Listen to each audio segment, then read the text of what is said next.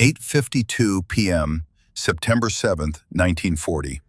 Royal Head Gardener Arthur Pembridge stood in the gardens of Kensington Palace and watched the London sky turn orange. The first night of the Blitz, 300 German bombers, the largest air raid in history, buildings collapsing across the city, fires visible from every direction. Pembridge was 63 years old, no military training, no weapons, just 41 years of maintaining the underground infrastructure of Kensington Palace Gardens, and the knowledge of 200-year-old passages beneath the city that no living person had ever mapped. By midnight, 300 civilians would be alive because of what he knew was under their feet. Hold on, I want to ask you something before we go any further. Have you ever thought about what's beneath your feet? Not the pavement, not the ground, the invisible skeleton of the city you walk through every day. The tunnels, the foundations, the forgotten passages. Most people never think about it. Arthur Pembridge couldn't think about anything else for 41 years. And on this night, that knowledge saved 300 lives. Arthur Pembridge was born in Surrey in 1877. A gardener's family, he grew up with the smell of soil. At 16, he got a job as assistant gardener at Kensington Palace. From the very first day, he noticed something. A royal palace garden wasn't just flowers and grass. It was an engineering masterpiece. The head gardener, old George Hartley, taught him one thing in the first week. Don't look at the garden, look beneath it. Pembridge didn't understand at first. Beneath it? Hartley laughed. Every beautiful garden has infrastructure beneath it, he said. Drainage channels, root networks, water pipes, foundation walls. Understand those, and you understand everything above them. Pembridge crouched down and looked at the soil, and this time, he actually saw 41 years, every season, every weather condition. Pembridge learned what lay beneath Kensington Palace. 18th century drainage tunnels, foundation passages from the original palace construction, Victorian-era water channels added during expansion, underground corridors opened during garden enlargements. None of it was accurately shown on any official map, because every generation had added a little more, changed a little more, and only the current head gardener ever knew the full picture. But Pembridge hadn't just learned Kensington Palace, he'd learned the London around it, because the palace drainage system connected to the city's drainage system. And by following those connections, Pembridge had discovered the network beneath the surrounding neighborhoods. Old Victorian tunnels, unused water channels, collapsed but still passable old passages. He was the only person alive who knew them. Think about what that means. 41 years, one man, learning what lay beneath one corner of London, not because he was asked to, not because anyone told him it mattered, just because he paid attention to the things that were there. The invisible things, the things everyone else walked over without thinking. When the war started in 1939, Pembridge was 62 years old, too old for the army. He stayed at Kensington Palace, maintained the gardens, monitored the underground infrastructure. The war was approaching but hadn't arrived yet. Until the evening of September 7th, 1940. That afternoon, civil defense officers came to the palace. An attack is expected tonight, they said. We've designated a shelter for palace staff and nearby civilians. Pembridge asked for the address. A Victorian warehouse 3 streets from Kensington Palace. Pembridge said nothing, but something tightened inside him. He knew that warehouse. In 1931, when they'd been extending the palace drainage channels, they'd passed directly beneath it. And he'd noticed something then. The warehouse foundation was weak. Victorian construction, brick and mortar. A hollow drainage channel directly underneath. In any significant vibration, but he hadn't said anything at the time, because there was no threat then. Now there was. 8:52 p.m. Pembridge stood in the gardens and looked up. The bombing had started. Distant at first, but getting closer. Fires visible to the east of the city. Civilians running for shelters. And Pembridge made a decision. He ran. 63 years old, but he ran. Out of the gardens, into the street. 3 streets, 2 corners, 1 staircase. He reached the warehouse. Inside, 300 people, families, elderly, children. Civil Defense Officer Morrison was at the door.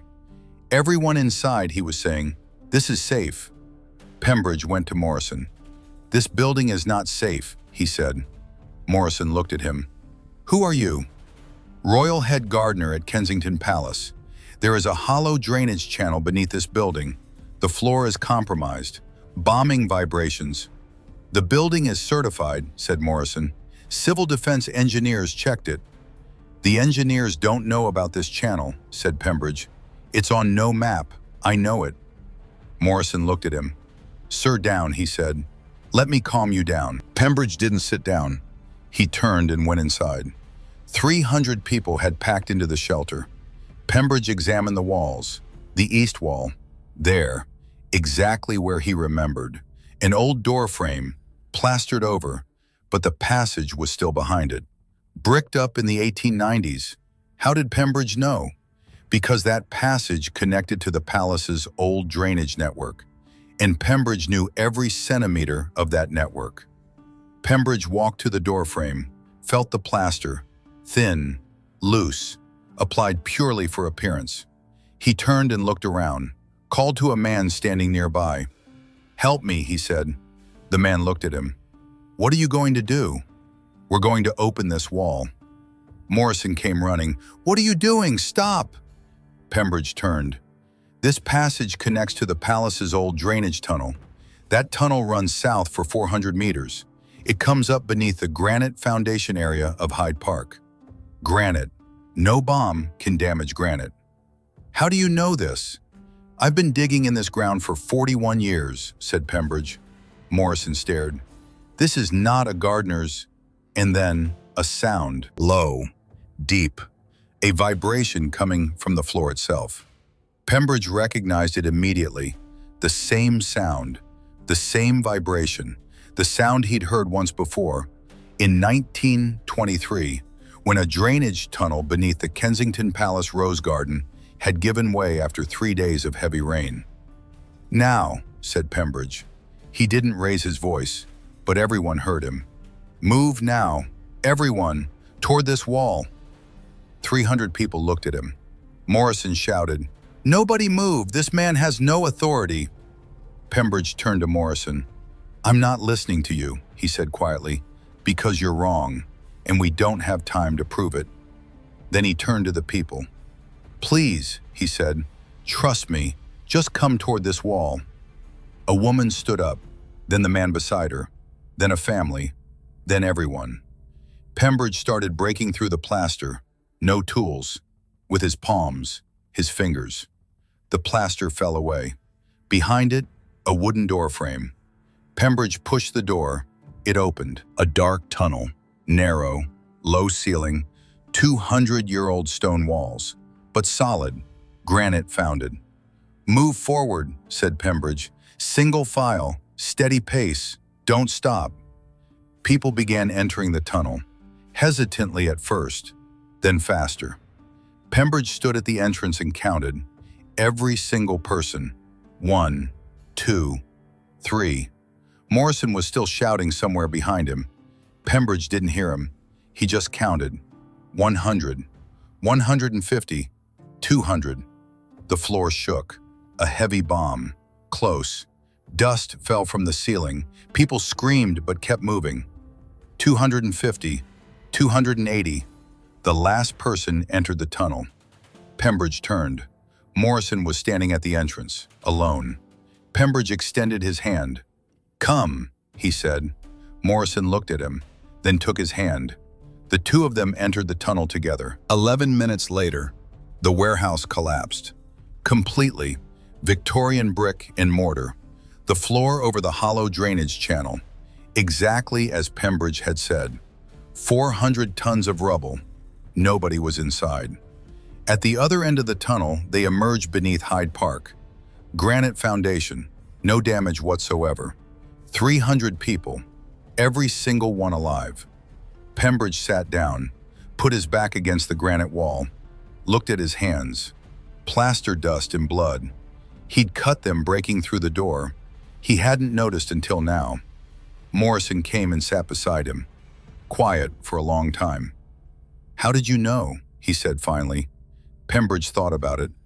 "In 1923, he said, a drainage tunnel beneath the palace rose garden gave way, made the same sound, same vibration in the floor. I've recognized that sound ever since." "But the passage," said Morrison, "it wasn't on any map." "I don't trust maps," said Pembridge. "For 41 years I've been drawing my own." Morrison looked at his hands, then looked at Pembridge. 300 people, he said. Pembridge nodded. 300 people, he said. Neither man said anything else for a while. The war ended.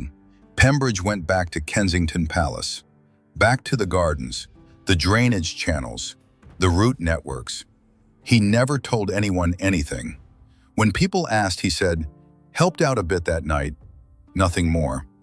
He went back to his daily routine, up before dawn, out in the gardens by first light, reading the ground the same way he always had, where the drainage was blocked, where the root systems were pushing against the foundations, where the Victorian infrastructure needed attention. The same palace, the same ground, just quieter now. In 1971, a British historian researching Blitz-era civilian rescue operations came across the Kensington records. September 7, 1940, 300 civilians rescued, one gardener. The historian tried to find Pembridge. Pembridge had died in 1962, 85 years old, in Kensington. The palace records contained one line: Arthur Pembridge, head gardener, 41 years of service, retired 1940. Not a word about 300 civilians, not a word about the tunnel, not a word about an evening in September when one man's 41 years of looking beneath the surface of things saved every person in a collapsing building.